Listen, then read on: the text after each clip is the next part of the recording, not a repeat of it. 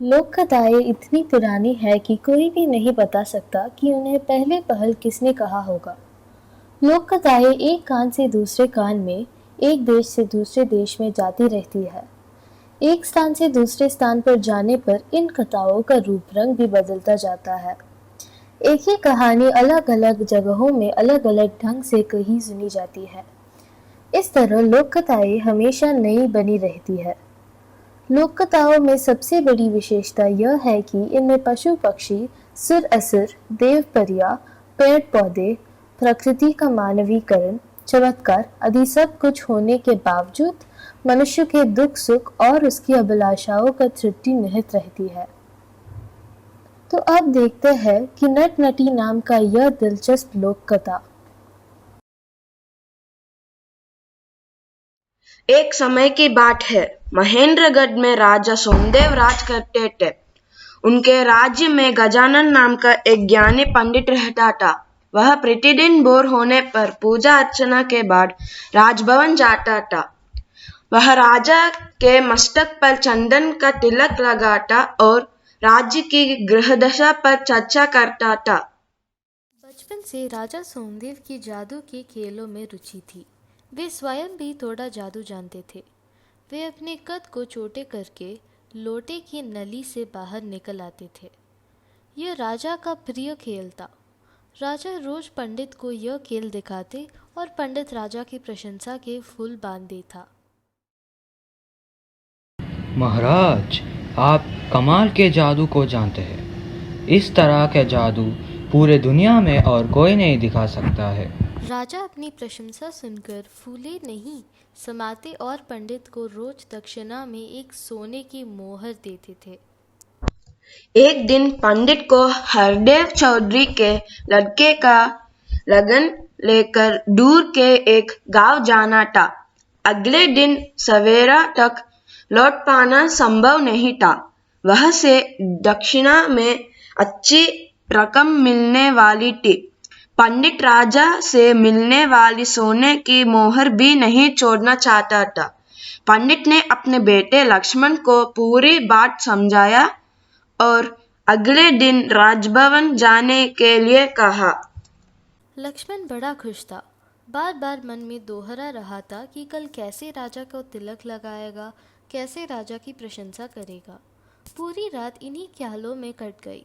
अगले दिन वह पिता के बताई तरीके से धोती कुर्ता पहनकर टोपी लगाकर राजभवन पहुंच गया। राजा रोज की तरह बगीचे में झूल पर बैठे थे। लक्ष्मण को आते देखकर पूछा, क्यों गजानन पंडित नहीं आए? नहीं, पिताजी आज दूर गांव गए हैं, इसलिए तिलक लगाने के लिए मुझे भेजा है। लक्ष्मण ने उत्तर दिया। उसने राजा के मस्तक पर तिलक लगाया और लौटने लगा। राजा ने उसको टोका। अभी कहाँ जाते हो?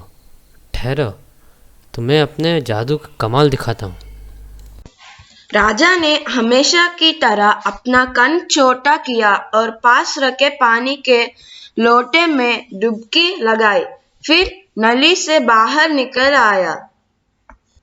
राजा ने गर्वपूर्वक कहा, कहो छोटे पंडित, रह गए न दंग? कैसा लगा हमारा जादू? लक्ष्मण को अपने पिता की बात याद नहीं रही। उसने राजा की प्रशंसा करने की अपेक्षा कहा, इसमें क्या बड़ी बात है?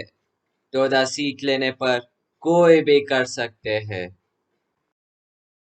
यह उत्तर सुनकर राजा आग बबूला हो गया और गुस्से से बोला, यह कोई बड़ी बात नहीं है, तो तुम ऐसा कुछ करके दिखाओ जिससे सब तुम्हारे जादू का लोहा मान ले। नहीं तो मैं तुम्हारे माता पिता सहित पूरे परिवार को कोल्हू में पिलवा दूंगा। राजा का क्रोध देख लक्ष्मण रोने लगा। वह बगैर दक्षिणा लिए ही घर लौट गया। उसके माता पिता ने जब पूरी बात सुनी तो वे रोते गिड़गिड़ाते राजा के पास अपने पुत्र की भूल के लिए क्षमा मांगने गए। लेकिन राजा पर उनकी विनती का कोई असर नहीं हुआ। राजा ने अपनी बात दोहराई। 6 महीने बाद सावन मास की पूर्णमासी के दिन तुम्हारा लड़का कोई अनोखा जादू दिखाएगा, नहीं तो पूरे परिवार को कोल्हू में पिलवा दिया जाएगा। लक्ष्मण के माता पिता रोते बिलखते घर लौटे आए। उसने अपने दुखी माता पिता को दंडास बनाया। आप दोनों धीरज रखिए, मैं जादू सीखूंगा और इस घमंडी राजा को 6 महीने के भीतर अनोखा जादू दिखाऊंगा। अगले दिन लक्ष्मण सवेरा होने से पहले ही जादू सीखने की चाह में घर से निकल पड़ा। रास्ते में वह एक पेड़ के नीचे रुका। पेड़ के छांव में बैठते हुए उसको झपकी आ गई। नींद में उसने कुछ गिरना की आवाज सुनकर अपनी आंखें खोली। उसने देखा पेड़ से कुछ दूरी पर एक चावड़ी रखी थी। पास ही एक बुढ़िया खड़ी थी। इधर उधर से उड़कर सब्जियां, कद्दू, टमाटर, लौकी, भिंडी आदि सब्जी में आकर गिर रही थी। जब चबदी भर गई तो बुढ़िया के बिना छुए ही उसके सिर के ऊपर कुछ ऊंचाई पर जाकर ठहर गई। बुढ़िया उसी तरह चबदी को लिया वहां से चल दी। लक्ष्मण ने अपनी आंखें मली। वह तुरंत हड़बड़ाकर उठा। उसके मुंह से निकला, जादूगरनी। और वह बुढ़िया के पीछे हो लिया। बुढ़िया थोड़ी दूर जाने के बाद हरे रंग की एक दीवार के पास रुकी। उसने दीवार को हाथ से ढकेला और भीतर घुस गई। लक्ष्मण भी उसके पीछे से घुस गया। भीतर एक और दीवार थी। दीवार पर एक गहरा बना था। बुढ़िया ने गहरे पर हाथ रखा तो वे एक गुफा में पहुंच गए। बुढ़िया जरा सा रुकी तो चाबड़ी अपने आप जाकर जमीन पर टिक गई। अब बुढ़िया की नजर लक्ष्मण पर पड़ी।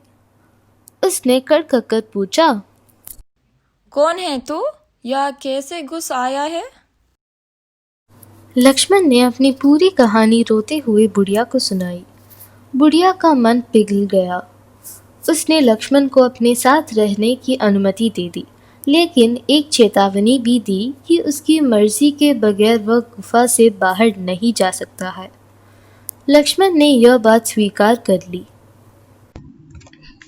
बुढ़िया ने पास खड़ी अपनी बेटी सोमली को भोजन तैयार करने के लिए कहा। तीनों ने भोजन किया और सो गए। धीरे धीरे लक्ष्मण ने अपनी बातों से बुढ़िया का मन मोह लिया। एक दिन बुढ़िया उसे जादू की विद्या सिखाने के लिए तैयार हो गई। समय बीतते लक्ष्मण व सवेली में प्यार पन पाने लगा। बुढ़िया ने लक्ष्मण अच्छा लगने लगा था। उसने कोई आपत्ति नहीं की।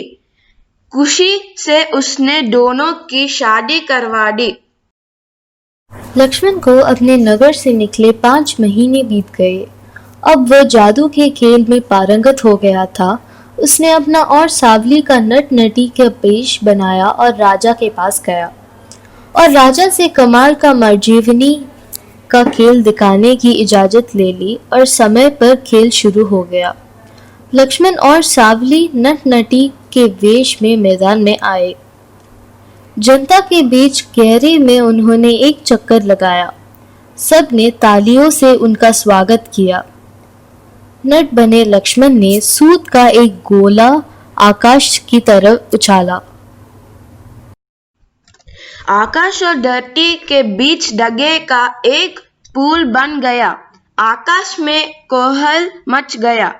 उस शोर की भयंकर आवाजें धरती पर शब्द सुनाई दे रही थी। नट ने राजा से पूछा, क्या मैं आकाश में जाकर देख आऊं कि ये युद्ध क्यों हो रहा है? राजा ने इजाजत दे दी और कहा, 2 घड़ी बाद लौटाना। यहाँ सब तुम्हारा मर्जीवनी कमाल देखने के लिए बैठे हैं। जी महाराज। नट ने कहा, लेकिन मुझे अपनी पत्नी की चिंता है। वह यहाँ किसी को नहीं जानती हूँ। राजा ने कहा, तुम्हारी पत्नी की सुरक्षा का जिम्मा हमारा है। राजा की आज्ञा ले नट लटके हुए धागे के सहारे आकाश में चढ़ने लगा। धीरे धीरे वह जमीन से दिखाई देना बंद हो गया। सभी नट के लौटने की प्रतीक्षा में थे। तभी आकाश से किसी शरीर के कटे बाग नीचे गिरने लगे। सबने समझा युद्ध में किसी ने नट को मार दिया। नटी विलाप करने लगी। लोगों ने उस कटे शरीर के टुकड़ों को आरती पर रखा और अंतिम संस्कार के लिए श्मशान ले गए। नटी भी अपने पति के साथ चीता पर लेट गई। 2 संस्कार के बाद जब सब लोग श्मशान से लौट तो देखता नट धागे को पकड़कर नीचे उतर रहा था। सभी की सांसें थम गई। राजा के तो होश भी उड़ गए। राजा के मुंह से निकला, तो तुम जीवित हो, तुम जीवित हो। नट बोला, मुझे क्या होना था? मैं तो युद्ध देखने गया था। राजा के एक सेवक ने बताया, तुम्हारा कटा शरीर नीचे गिरा था, जिसका दाह संस्कार हम अभी करके आए हैं।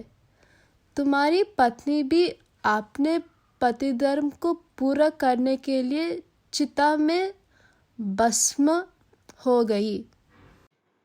क्या कहा? मैं नहीं मारा तो मेरी पत्नी सती कैसे हो सकती है?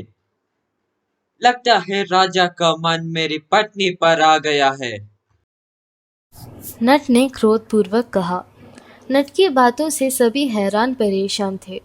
किसी के पास कोई उत्तर नहीं था। राजा नट के आगे हाथ जोड़ रहा था। मुझे माफ कर दो, मैं तुम्हारी पत्नी की रक्षा नहीं कर सका। राजा की बात सुनकर नट जोर से हंसने लगा और बोला, राजन, मेरी पत्नी तुम्हारे शयन कक्षा में कैद है। जाकर देख लो। हैं? ऐसा नहीं हो सकता। हमने अपनी आंखों से उसे आग की लपटों में समाते देखा है। वह उपस्थित सभी लोग एक साथ बोल उठे, चलो, चलकर आप सब अपनी आंखों से देख लो। नट के कहने पर सब राजा के शयन कक्ष की ओर गए। नटी राजा के बिस्तर पर रस्सियों के बांधी पड़ी थी। राजा नटी को वह पाकर घबरा गया और बोला, लेकिन मुझे नहीं मालूम तुम्हारी पत्नी यहाँ कैसे आई। घबराई नहीं महाराज, यही तो मरजीवनी विद्या का जादू था। सभी ने राहत की सांस ली और हर्षपूर्वक तालियां बजाकर नट की प्रशंसा की। राजा ने नट को अपना राजनट नियुक्त किया। उसे बहुत सा इनाम दिया। फिर पूछा, बोलो, और क्या चाहिए? तुम्हारे खेल से हम बहुत प्रसन्न हैं। नट ने अपने नकली बाल और दाढ़ी मूछें हटाई, चेहरे पर लगा रंग पोंछा और कहा, राजन, मैं गजान पंडित का बेटा लक्ष्मण हूँ। मैंने 6 मास में आपकी विशेष जादू दिखाने की शर्त पूरी कर दी है। अब आप मेरे माता पिता को क्षमा कर दे। राजा की आंखों छलछला गई। उन्होंने लक्ष्मण को गले से लगाया और बोले, तुम्हारे माता पिता धन्य है जिन्हें तुम जैसा पुत्र मिला हो। आज से तुम राजनट और तुम्हारे पिता राजपंडित हुए। अब लक्ष्मण अपने माता पिता व पत्नी के साथ सुख से रहने लगा। धन्यवाद।